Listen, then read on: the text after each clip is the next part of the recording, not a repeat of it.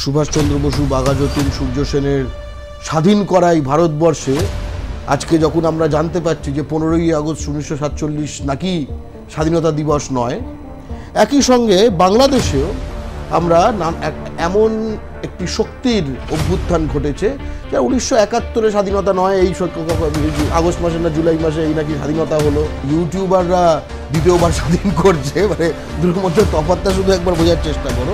এই যে pan Islamic ideology, যার ফলে সে মনে করবে না এই বাংলা বলা অন্য লোকের থেকে বাংলা না বলা একই ধর্মের লোক আমার কাছের লোক, এই যে আইডিওলজি, ঠিক আছে, এটা হচ্ছে প্যান ইসলামিজম। এরকম প্যান হিন্দুইজম আছে, প্যান ক্রিশ্চিয়ানিটি আছে। 47-এ হিন্দুদের থেকে রক্ষা পাওয়া গেছে, ঠিক আছে। তারপরে 71-এ ওই বাইরে যারা এই ব্যাপারে তারা একটু আবঝা, ঠিক আছে, নানা রকম একটু বৈষম্য ছিল, এটা লেগে গেছিল, তেমন গোলাগুলি না চালালে ব্যাপারটা দূর যেত না। তারা বলছে আগে তার ধর্ম,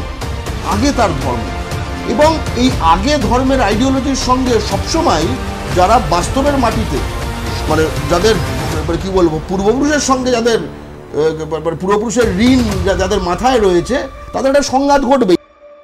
ডক্টর গর্গ চট্টোপাধ্যায় বাংলা, বাঙালিত্ব, বাংলার জাতীয়তাবাদ, বাঙালির অধিকারের লড়াই, সব প্রশ্নে বাংলা পক্ষ পশ্চিমবঙ্গ থেকে শুরু করে বিভিন্ন জায়গায় অত্যন্ত ফেনোমেনা, এবং গর্গ একেধারে আদৃত, অন্যদিকে অত্যন্ত বিতর্কিত।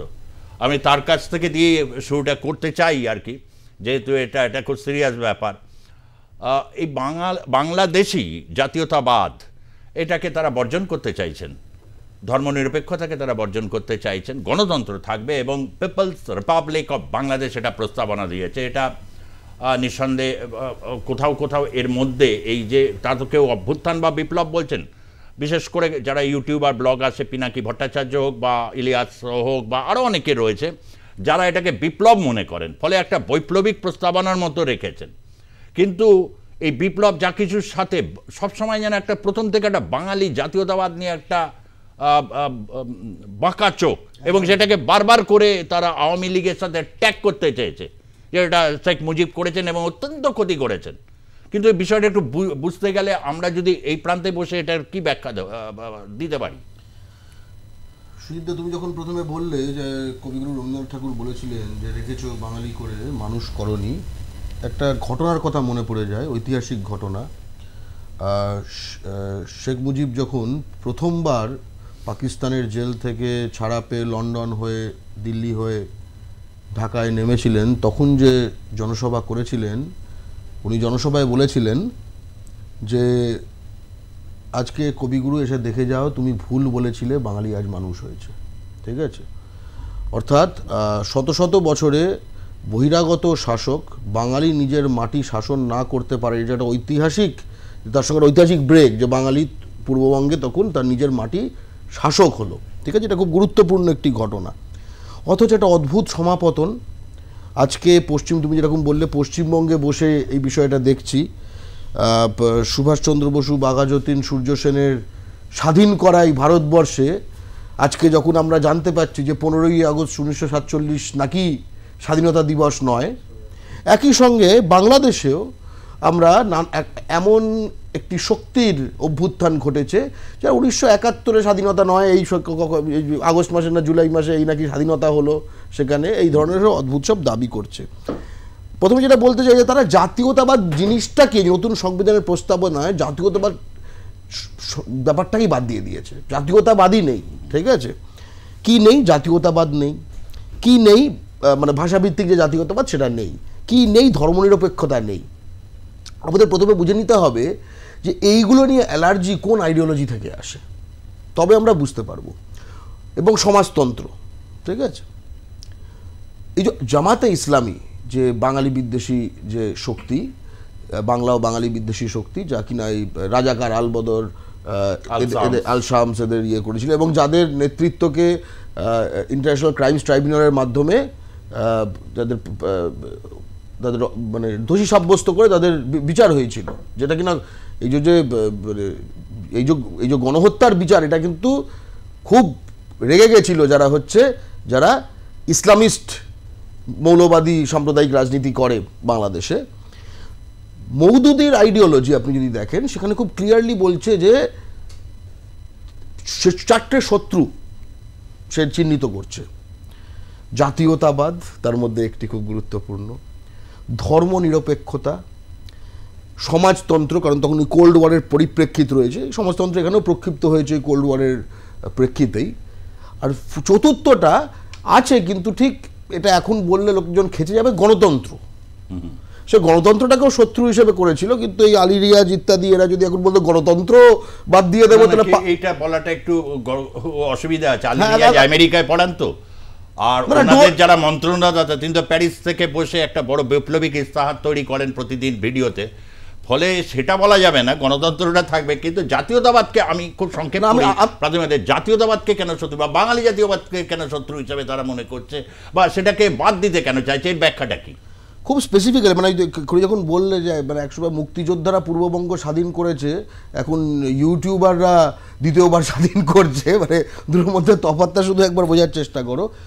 জাতীয়তাবাদ মানে হচ্ছে খুব স্পষ্টত সংজ্ঞাটাও খুব জরুরি, এবং ভাষা জাতীয়তাবাদ তার মানে এইখানকার যারা ভূমিপুত্র যে কোনো একটি এলাকায় তার যাবাদ, সে বাইরে থেকে যে এসছে, কিন্তু ওখানকার যারা অরিজিনাল, এখানকার সব কিছুর শেষ নিয়ন্ত্রক থাকবে তারা, এর ওপর কোনো পরিচয় হয় না, সেটা ধর্মভিত্তিক হোক, সেটা কোনো ভিত্তিকই হোক, এর ওপর কোনো পরিচয় হয় না।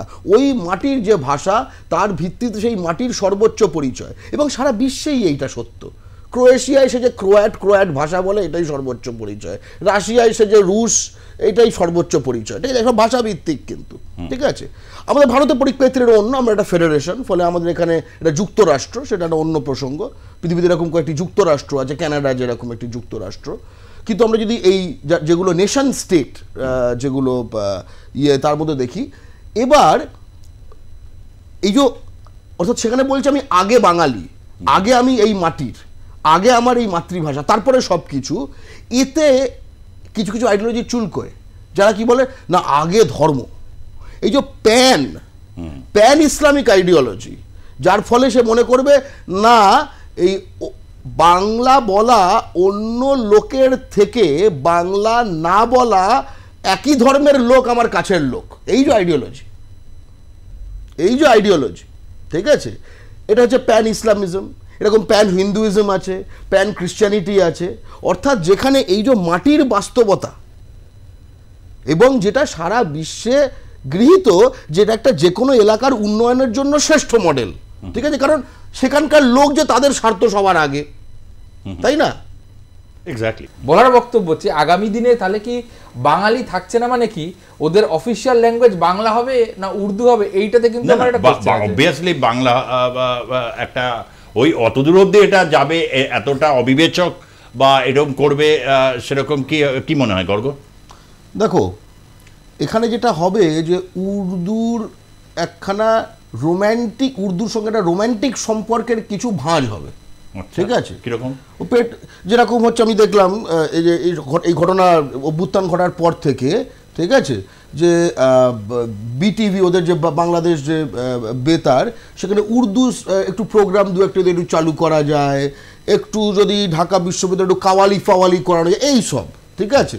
ওটা হবে না যে তুমি বাঙালি ডিএনএ, এটাকে তুমি রান্না করতে পারো, কিন্তু মাল ওটা তৈরি হবে না, ঠিক আছে, হবে কখনো হজম হবে না, ঠিক আছে। এখানে এত হিন্দি করে কিছু হয়েছে, ওসব হয় না, ঠিক আছে, এবং খোঁজে যায় লোকে একটু একটা পরে, এখানে স্লো দিচ্ছে, ওখানে খুব ফাস্ট দিয়ে লোকে তাড়াতাড়ি খোঁজে গেছিল। এবার এটা হবে না, কিন্তু যেটা হবে এই যে পাকিস্তান তার সঙ্গে একটু ক্লোজ হবার চেষ্টা, যে পাকিস্তান এখন যে জাহাজ ভিড়ছে ওখানে। আরেকটা খুব গুরুত্বপূর্ণ যেটা হচ্ছে যে 47, 71, 24 এই তিনটেকে যেন একখানা ঐতিহাসিক একটা কন্টিনিউটির জায়গা থেকে দেখার চেষ্টা হচ্ছে। 47 আমরা একটু এগোলাম, যেন 71 তারা আরেকটু এগোলো, যেন 24 আরেকটু এগোলো। এটা কিন্তু এতদিনকার যেটা প্রাতিষ্ঠানিক বয়ান তার থেকে আলাদা, যে 47-এ ব্রিটিশ তাড়ানো গেল, কিন্তু আমরা আঞ্চলিক স্বশাসনের ভিত্তিতে পূর্ববঙ্গ তারা যে মানে যেরকম আঞ্চলিক স্বশাসন চেয়েছিল সেটা পায়নি, দেখা গেল সেটা একখানা উর্দু সাম্রাজ্যবাদ পাকিস্তানি সাম্রাজ্যবাদেই পরিণত হলো। ফলে দ্বিতীয়বার একটি যেন টু স্টেপ রেভলিউশনের মতো দ্বিতীয়বার একখানা সাম্রাজ্যবাদকে ইয়ে করে স্বাধীন হলো 71-এ। এইটা হচ্ছিল গল্প। এখন এরা এখন এই যে যারা জামাতে ইসলামী, যারা এই ধরনের যারা অ্যান্টি সেকুলার ফোর্সেস যারা, ঠিক আছে, তারা বলছে যে 47-এ হিন্দুদের থেকে রক্ষা পাওয়া গেছে, ঠিক আছে, তারপরে 71-এ ওই বাইরে যারা এই ব্যাপারে তারা একটু আবঝা, ঠিক আছে, নানা রকম একটু বৈষম্য ছিল, এটা লেগে গেছিল, মানে তেমন গোলাগুলি না চালালে ব্যাপারটা দূর যেত না, ঠিক আছে, পাকিস্তানও আসতো না। এখন পাকিস্তান বলছে যে আমার হারিয়ে যাওয়া ভাই, ওরকম অনেক অনেক প্রেম এখন উথলে পড়বে, ঠিক আছে, যেত না। কিন্তু আমরা গণতন্ত্রটা পাইনি। এইবার মানে এইবার সোনায় সোহাগা হলো, 16 কলা পূর্ণ হলো, গণতন্ত্রটাও পেলাম, এইবার আসল তৈরি হলো। এবং তার মধ্যে একটা কথা আমি যেটা পয়েন্ট আউট করতে যাই, নতুন প্রস্তাবনায় কিন্তু বাংলাদেশি জাতীয়তাবাদও নেই। অর্থাৎ এই মাটি, বাঙালি জাতীয়তাবাদ তো প্রথম কথা জিয়া এসে উড়িয়ে দিয়েছিল, ঠিক আছে, ওই জয় বাংলাকে যখন বদলে দেওয়া হলো বাংলাদেশ জিন্দাবাদ খন্দকার, ঠিক আছে, ইয়েতে 75 যখন বঙ্গবন্ধু হত্যার পরে রাষ্ট্রপতি, হ্যাঁ যিনি একদম, ঠিক আছে, সে তার পাশের লোক একদম, ঠিক আছে, সে যাই হোক। এবং সেটা প্রথমেই বাঙালি জাতীয়তাবাদের উপর তখনই আঘাত ঘটেছে যে এটাকে একটু ডাইলিউট করো, বাঙালি থেকে বাংলাদেশি অজুহাত দেওয়া হয়েছিল। এখানে তো নন বাঙালিরাও থাকে, যে নন বাঙালিরা থাকে তারা হচ্ছে উপজাতীয় আদিবাসী, তাদের এমনিতেই কোনো সে নেই, কিন্তু ওদেরকে একটা সাক্ষী গোপাল করে, ঠিক আছে, যে তাই জন্য নাকি বাঙালি ব্যাপারটা খুব খুব তারা সব সকলকে নিয়ে চলতে চায় ইত্যাদি। ওকে, যদিও ওখানে মানে সেটলার ঢুকিয়ে ওখানে কিন্তু যারা আদিবাসী তারা ছিল মেজরিটি চিটাগাং হিল ট্র্যাক্সে, এখন তাদের লোক ঢুকিয়ে মাইনরিটি করে দিয়েছে, ঠিক আছে, একেবারেই তাই। কিন্তু তারপরে বাংলাদেশি জাতীয়তাবাদ অর্থাৎ কি ভাষা এবং জাতিভিত্তিক, তারপরে সেটাকে অঞ্চল ভিত্তিক করলো। এই অঞ্চল ভিত্তিকটাই বর্তমানের ইয়ে নয়। তার মানেটা কি? আইডিওলজি হচ্ছে উম্মা বা খিলাফত টাইপের আইডিওলজি, যে আসলে মানুষের কোনো এই যে বাঙালি, বাংলা, এই মাটি, এই বাংলা, এইগুলো খুব খারাপ জিনিস, ঠিক আছে, কিন্তু এখানে কিন্তু মানে এই কথাগুলো বলছি, মানে আমরা হচ্ছে তারা বলছে আগে তার ধর্ম, এবং এই আগে ধর্মের আইডিওলজির সঙ্গে সবসময় যারা বাস্তবের মাটিতে মানে যাদের কি বলবো পূর্বপুরুষের সঙ্গে যাদের পূর্বপুরুষের ঋণ যাদের মাথায় রয়েছে তাদের একটা সংঘাত ঘটবেই। এই যে জিনিসগুলো করছে না, এগুলোর ফলে কিন্তু সেখানে বাঙালি জাতীয়তাবাদীদের ভবিষ্যৎ পুনরুত্থানের কিন্তু একটা পথ প্রশস্ত করে দেয়। একেবারে হিন্দু কমিয়ে দেবে না, তার কারণে বিশ্বের বাজারে তো একটা মুখ রক্ষার ব্যাপার আছে, যেটা পাকিস্তানের আজকে অসুবিধা হয়েছে। পাকিস্তানে বিভিন্ন জায়গায় যে অসুবিধাটা তারা ফেস করে আর কি, জাতিরাষ্ট্র করতে পারেনি, বালুচদের হাতে মানে প্রতি মুহূর্তে বিধ্বস্ত হচ্ছে, ওই যে পাখতুনদের কাছে বিধ্বস্ত হচ্ছে, কিন্তু বাংলাদেশের কাছে সেই সুযোগটা আছে, বাংলাদেশ এটা করছে, কিন্তু একমাত্র বাধা হচ্ছে মুক্তিযুদ্ধ চেতনা আর হচ্ছে এই বাঙালি জাতীয়তাবাদ। ফলে আগামী লড়াইটাকে এই দুটো শক্তি, এই বাইনারিটাই কি প্রতিষ্ঠা, মানে এই বাইনারিটায় হবে, এবং সেই লড়াইয়ে জিততে কে চলেছে? দেখুন, এই লড়াইটা এত শক্ত হতো না যদি যেটা এই সময় আপনি যদি 70-এর দশক থেকে বা 60-এর দশক থেকে দেখেন, ভারত সবসময় সেখানে ধর্মনিরপেক্ষ শক্তিগুলোর পাশে ছিল, ঠিক আছে, এবং খুব স্ট্রংলি পাশে ছিল, ইন্টারন্যাশনালাইজ করেছে, ইউএনএ তুলেছে। এই সাম্প্রতিককালে আমরা দেখলাম মানে একদম অ্যাবান্ডন করে, ইউএনএও নেই, মানে কিছু বলছে না, ইউএনএ তো তুলতে পারতো ভারত, তাই না? এগুলো তো খুব বেসিক ব্যাপার, ঠিক আছে। আমরা তো পিস কিপিং ফোর্সের কথা বলেছে বাংলা পক্ষ, আমি সেটা ইউএনএ তো তুলতে পারতো বা ট্রেড বন্ধ করতে পারতো, কোনো রকম কিছু নেই, মানে কোনো চাপ দেওয়ার কোনো গল্প হলো না। কিন্তু এই যে কাজী নজরুল ইসলামের পূর্ণ অভিনন্দন কবিতা থেকে আসা যে স্লোগান জয় বাংলা, যেটা কিনা পরে শেখ মুজিব পিক আপ করে কাজী নজরুল ইসলামের থেকে, এবং একদমই, এবং সেটা সব লিখিত দস্তাবেজও আছে, সেটা দেয়াল লিখন এই আগস্টের পরে সেটা দেয়াল লিখন করার জন্য কিন্তু দুটি ছেলে খুন হয়, রাইট? এই দুটি ছেলে খুব নৃশংস এবং ভাবে তাদের খুন করা হয়।